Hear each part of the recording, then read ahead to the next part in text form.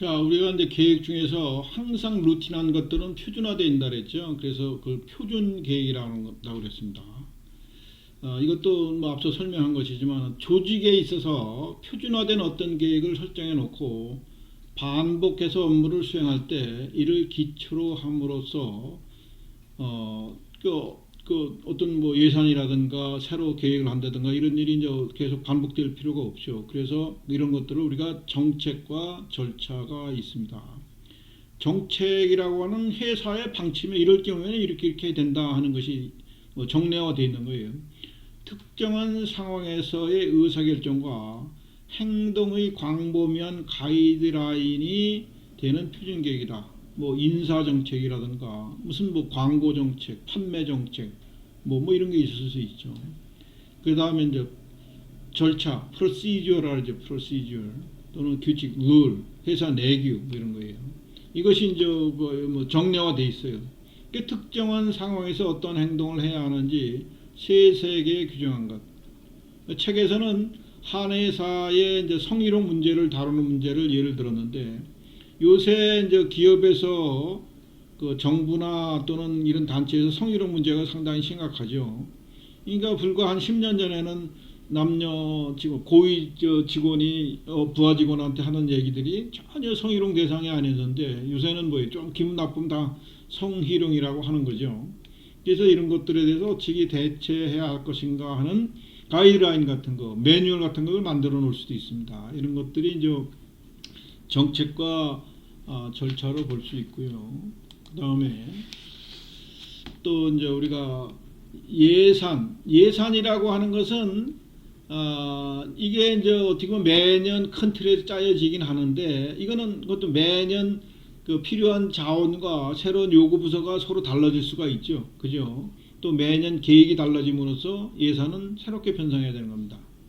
그래서 제한적인 자원을 서로 사용하려고 하는 여러 부서 간에 적절히 배분해주는 강력한 도구이다.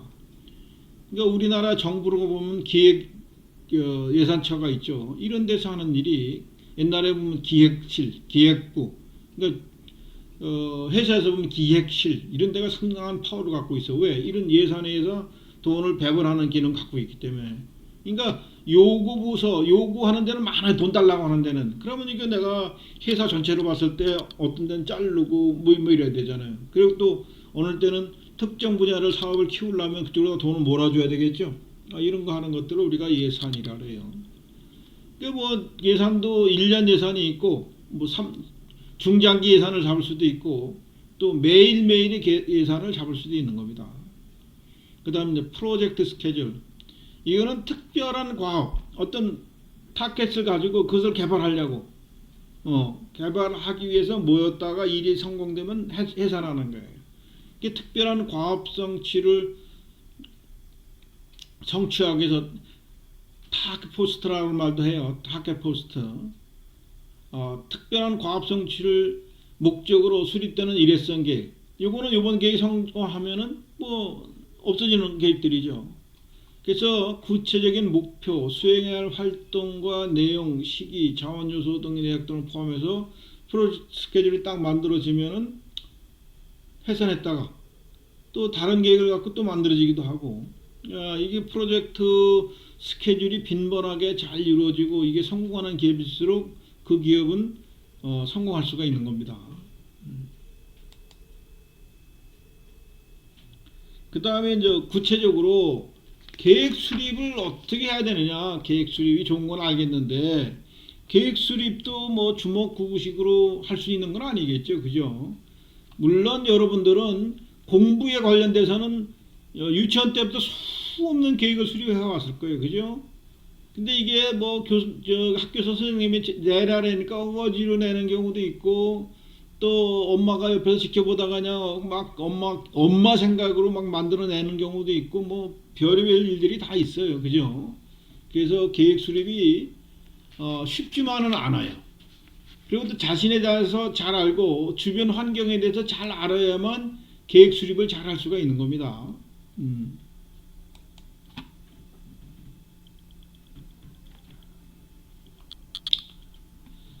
자, 계획 수립 기법. 계획 수립 자료의 기반. 그러니까 계획 수립하려면 이런 데이터가 있어야 되는데 데이터는 첫 번째 예측 자료. 예측 자료들이 있어야겠죠. 그러니까 이거는 과거의 데이터에 의해서 여러 가지 방법. 그러니까 이 방법이라는 게 이제 상황 대응 계획법 또는 시나리오 계획법 이런 것들이 있는데 뭐 주먹구구 싫어하고 또는 점쟁이가 이래 때 뭐 이런 경우도 있겠죠. 그러나 그건 뭐 좋은 방법은 아니겠고. 그 다음에 이제 이 외부 조직에다 맡기는 경우도 있습니다. 외부 조직에다가.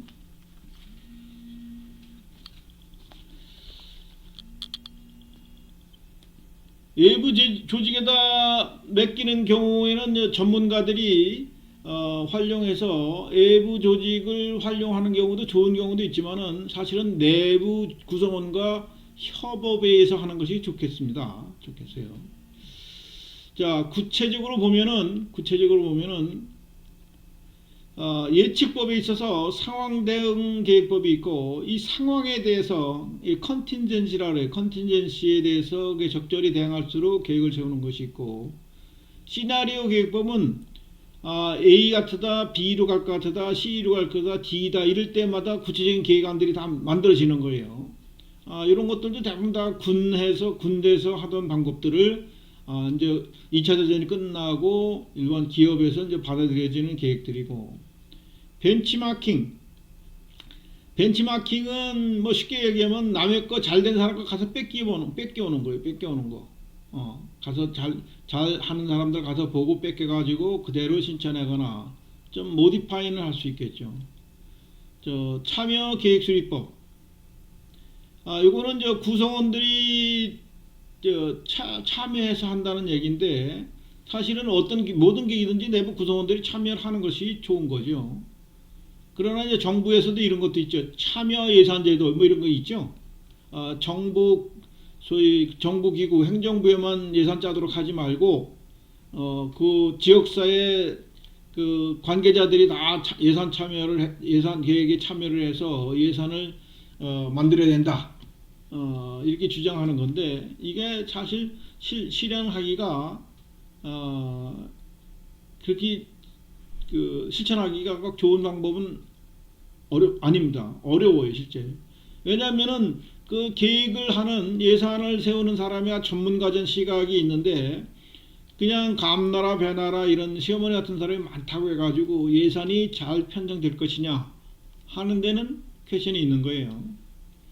시민단체들이 참여적 예산 제도를 많이 주장하고 있는데 실제 실행하기가 어렵고 실질적으로 공무원들이 예산 짤 때 국민들의 요구들을 고려해서 예산을 짜는 경우가 오히려 많습니다.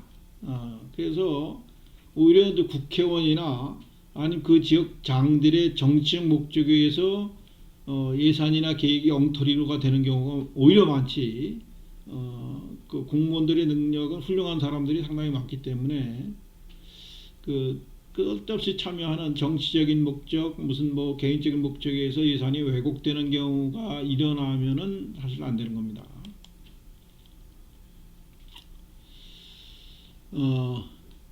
자, 예측법에서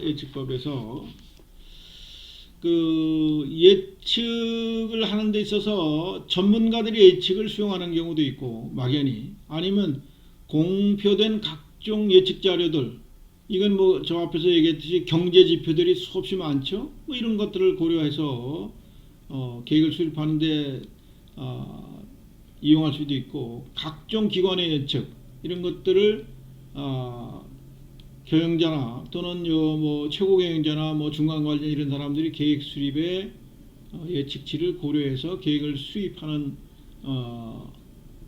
해서 할 수도 있죠.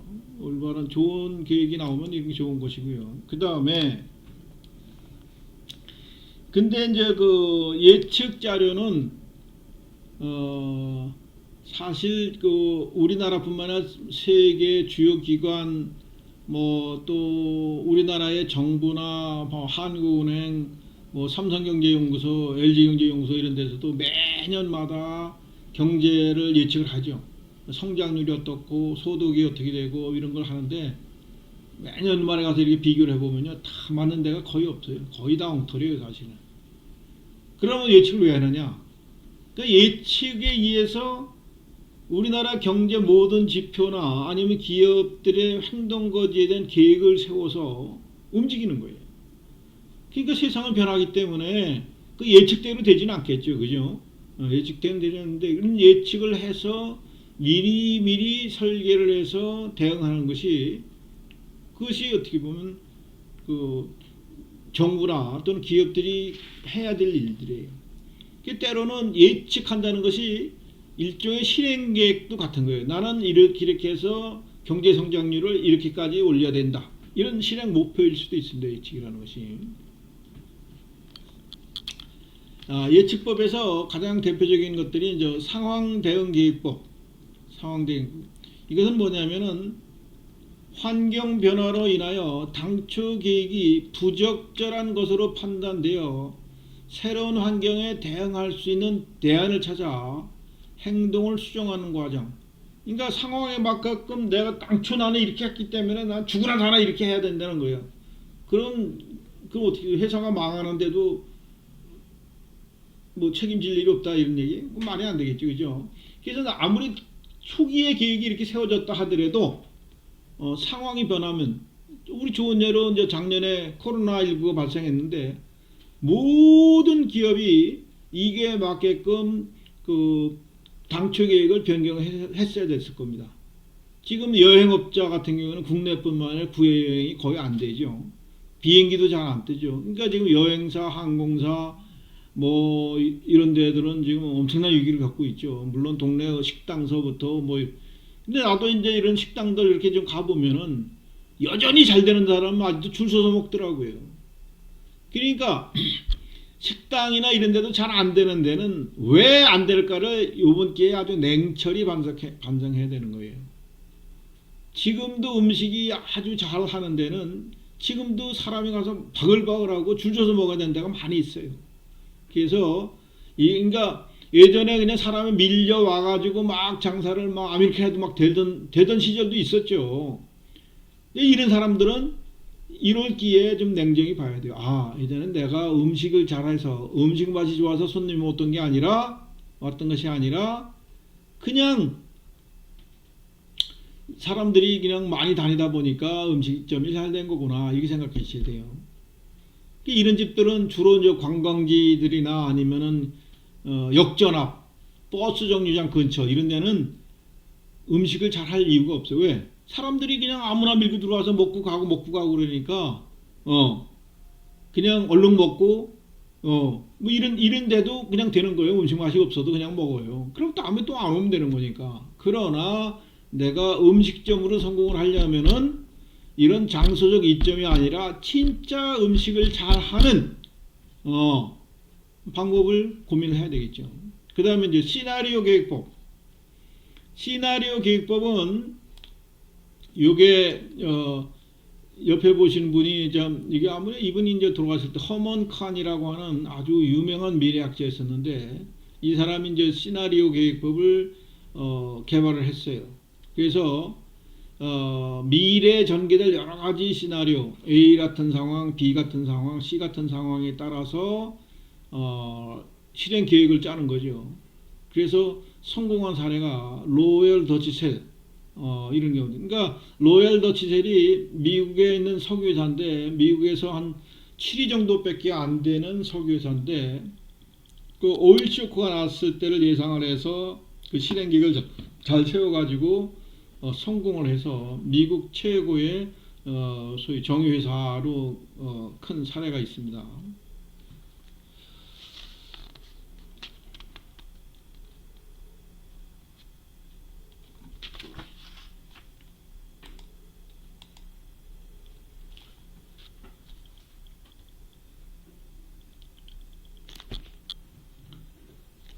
네, 좀 쉬었다가